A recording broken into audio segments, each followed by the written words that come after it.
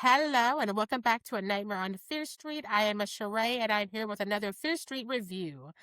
I am here because André Øvredal's Passenger is out in the fucking streets. If you know me or anything about me, the Autopsy of Jane Doe is one of my comfort movies. I find it very, very amazing and creepy and unsettling. And so I wanted to see what he's going to do. And a friend made me a plus one and took me to go see this. Thanks, Mike and Cereal. So I can tell you what the fuck I saw so you can make good decisions or bad decisions because I don't know you. Anywho's, I'm going to have spoilers. That's just what I do, unfortunately. I don't know myself, but I can assure you there's going to be some spoilers. So if you don't want to hear that before you see it, pause this. If you don't care, by all means, listen. I'm going to try and keep it spoiler light, keep it cute and quick, but we'll see what happens. The synopsis for Passenger reads, after young couple witnesses a gruesome highway accident, they soon realize they did not leave the crash scene alone, as a demonic presence called the Passenger won't stop until it claims them both. Dun dun dun. So I'm gonna start with stuff I liked about the movie first because we have a lot going on this year. Let's try and kick it off cute and cool. Cool. That was like a merge of cruel and cool, and I kind of like it, but for not this. I personally love to see POC couples driving films, literally. Our couple is made up of a black and brown duo who I love to see. I fucking love to see it. You know I love to see it. I want more of that. We don't get enough. I find that refreshing, even if they're making the goofiest choices. And so you do sort of wonder if this was written with them in mind or if it was just roles and they just cast, what have you. But it was kind of cool and different to see people who look like us make the worst decisions. You're kind of like, what are you doing? Why are you doing that? Who hurt you? What's wrong? I thought that was an interesting thing to see in this movie because again, you don't expect to see it. I'm still not sure why this couple was together because, like, baby girl doesn't want to seem to marry him when he proposed. Also, shakes his road life he sort of dragged her out onto. And so I didn't know why they were like, it's us against the world and evil. You know what? Who am I? I'm not a romantic. Maybe I'm the problem. I let that go. I just had to turn off a lot of my logic brain because this is not the movie for logic. Uh, we have a lot of movies where our main couple should not be together, and we all know that that is sometimes very true to life. I don't know. Anywho's, I was also a little bit confused about black and brown people hitting the road. Just because, like, again, who's checking in on them, who has their locations. I live in America, so that's not a thing that I have a privilege to do. Even when I was young enough to do that, I think about the things that I just barely skirted, and I'm like, whoa. But again, logic doesn't live here. Logic doesn't live here. We're letting it go. We're letting it go. We're shaking it off. We're doing something different. Um, I also enjoyed the beginning of the movie. I feel like our setup to what this world is and what goes on this road would have been a very great and effective little short film.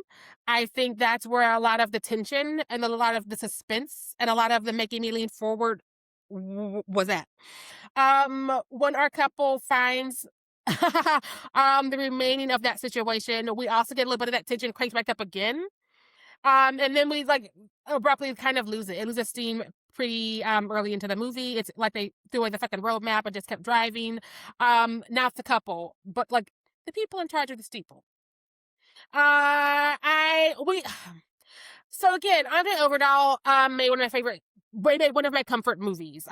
He knows an effective scare, and I think that the direction is really trying to do something with what this is. And so I appreciate that effort. It just unfortunately was not enough to keep me like fully invested. So I kept waiting for something to do the things that make me want to care and make me want to like lean forward again. And we never really got it.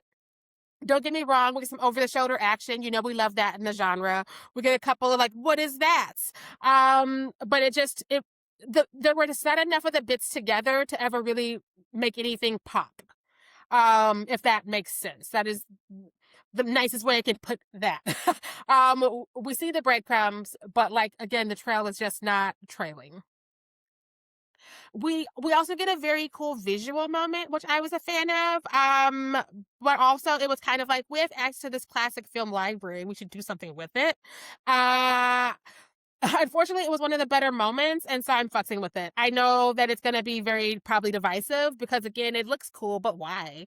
It looks cool, but and it also kind of reminds us that we are doing a road movie in a couple of spaces that are not for the road. It's hard to do a road trip movie when you are so confined, especially because we've seen so many. And so like we're all just kind of like, oh girl, not the smoke machine in a box. But again, we're trying to be positive this year on this street.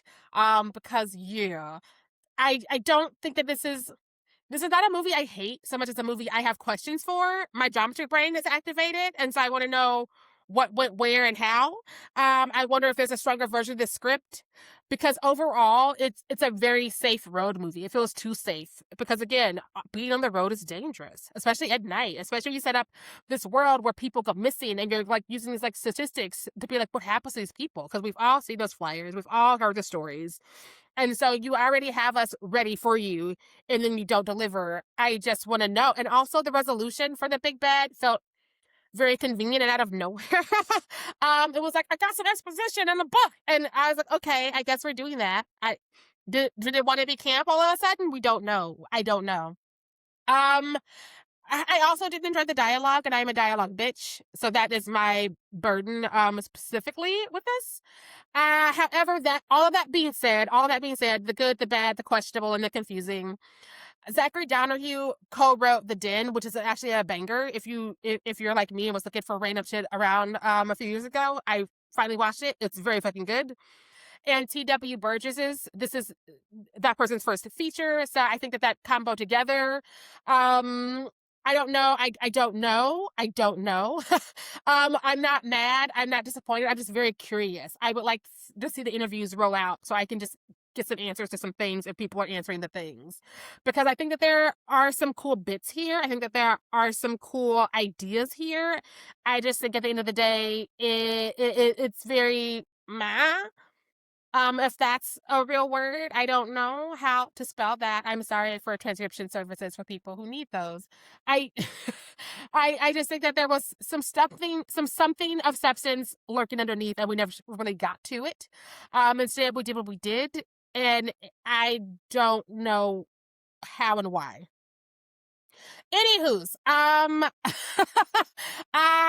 appreciate the effective shots. I appreciate the creature popping up behind people. Again, we love that.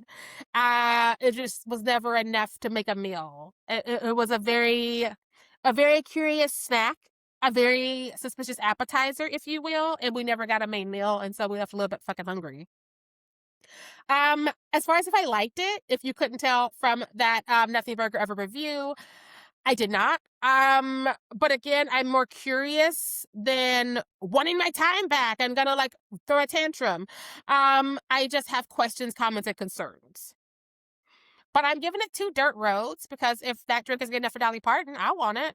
Anywho's, not the passenger. No. We have to like watch those articles.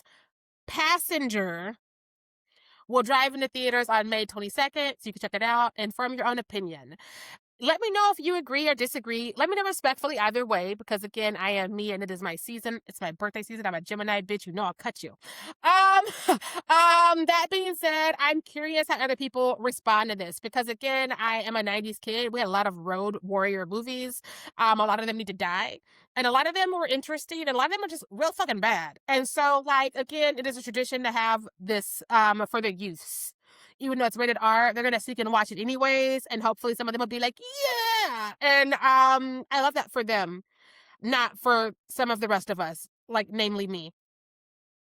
Shout out to Mike and Cyril again for letting me tag along. I did not get my shit together to put in for this screening because I was getting ready to skip town. This review would not have happened without Mike and Cyril, and I would have been outside wondering what Mr. Jane Doe was doing next for a hot minute, because again, what is life? What is time? What are movie ticket prices? That's a different video. I'm rubbing into that right here, right now. No. I'm gonna stop this here, right here. Take care and bye.